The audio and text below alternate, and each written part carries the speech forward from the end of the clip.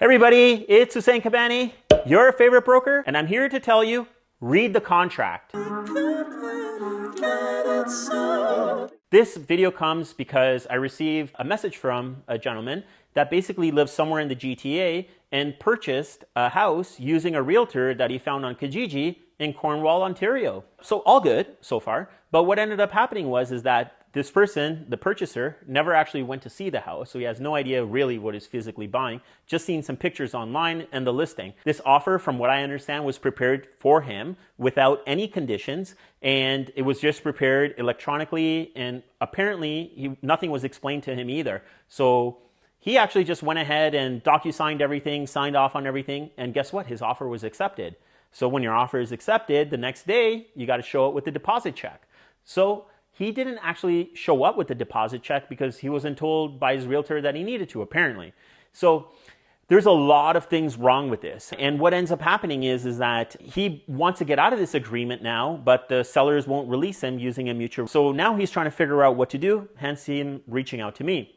So guys, like I was trying to say, is that there's a lot of things wrong with this situation, okay? Number one thing is that when you guys go out and look for a realtor, please, no problem, find people on Kijiji, Marketplace, wherever you want to find them, that's fine. Or just call me, it might be easier for you. But you really want to still talk to them and interview them and find out what their experience is like and what they're going to be able to do and what their process looks like and how can they guide you through the whole process. Like, you want to talk to people, maybe talk to a couple of them and see what they're doing for you in order to help you secure a property and how they're going to be able to actually hold your hand through the process if you don't know what's going on.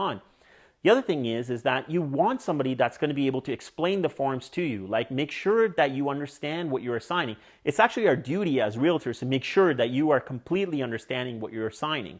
And especially when we go into an agreement that is going to be firm and binding, there's an OREA Form 127 that I get all of my buyers to sign if they're not going in with any conditions, which basically tells you right then and there that I'm the buyer, that I'm going into this offer for this house without any condition. And then it further says that these are all the conditions that I'm not putting in. Usually my form says that they're not putting in a mortgage condition, they're not putting in a home inspection condition, and they're not putting in a lawyer review condition. And it basically says that as the buyer, they understand the ramifications of going in to an offer that might get accepted without any of these conditions. So my buyers are fully aware of what's going on when they are signing these agreements. So the point is that there is no ignorance in this whole thing. So with this, buyer situation, I feel like that buyer should have actually read the entire agreement. And if they didn't understand, they should have asked questions. Because this was a firm and binding agreement, that buyer now is actually on the hook for this, regardless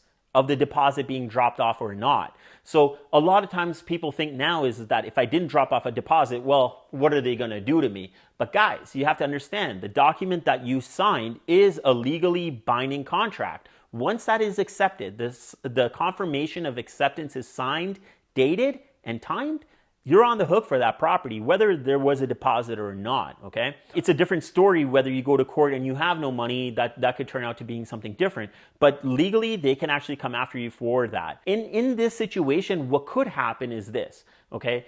If this progresses really far, and depending on how far the seller wants to take it, they could possibly, try their best to negotiate with the potential buyer or that buyer and try to figure out a way. If they don't come out with a way, they could basically get their lawyer to say, okay, it's okay for you to go ahead and resell this property. Now, if this buyer purchases property for $750,000, they go back and resell it for $700,000, they could potentially go back and sue this original buyer for $50,000. Plus any damages that they may incur. In a market like this, people are typically buying a property and then selling their property. So this original buyer may have also came in with a closing date that works for this seller. But now, after going through this process and reselling the property, maybe they're not even going to meet their closing date. Maybe they're going to be 2 months out from their closing date that they originally had. These are additional damages buyer number one is going to be on the hook for as well. So they couldn't get sued. It could be messy and it could take a long time. But ultimately, that seller does have the right to go back and sue this person. Now, hopefully you don't end up in a situation like this as a buyer. But if you do end up in this situation as a buyer, I would not take this lightly. So I wouldn't wait around until the closing date to try to figure out, are they going to do anything about this or not? This is the wrong move. I'm not a lawyer and I don't want to advise you on this. This is my personal opinion. What I would suggest to you is you need to reach out to a real estate lawyer. Not just any real estate lawyer, because a lot of the real estate lawyers out there, they just simply close transactions on real estate, okay? What you need to do is you need to reach out to a litigation lawyer, because someone's going to have to go to court and actually argue this thing, or hopefully you don't even get to court, but you're going to be able to kind of resolve this thing by a litigation lawyer talking to the other party's lawyer. This has actually gone beyond the scope of what a realtor can actually do for you. But just kind of being in and around these situations, I have an opinion, I would say, about what we can do over here. You know, guys, bottom line is that I wouldn't let your emotions get to you.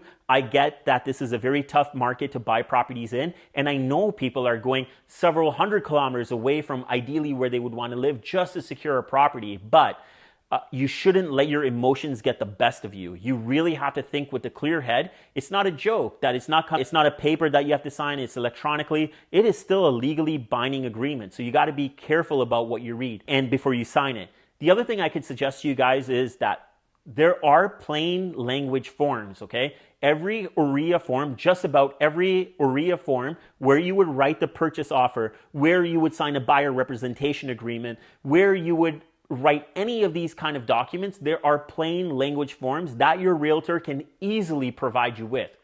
If you're looking for these plain language forms, DM me or send me an email, send me a text message with your email address. I'll be happy to send them out to you guys just so you can actually read in plain English language what you're about to sign. It's very important and you guys can get yourselves into a huge mess. Now, I would like to hear from you guys. Have you guys ran into a situation where you've purchased a property and you haven't been able to close on the transaction? Or have you been signing off on forms but you truly don't understand and what your reason is behind it? So any of this insight you guys can share with me from your experience, I think I could probably give you guys some pointers on it and we could share with other people so they don't make the same mistakes. All right, guys, what I need you guys to do for us is like our Facebook page, follow us on Instagram, check out our YouTube videos.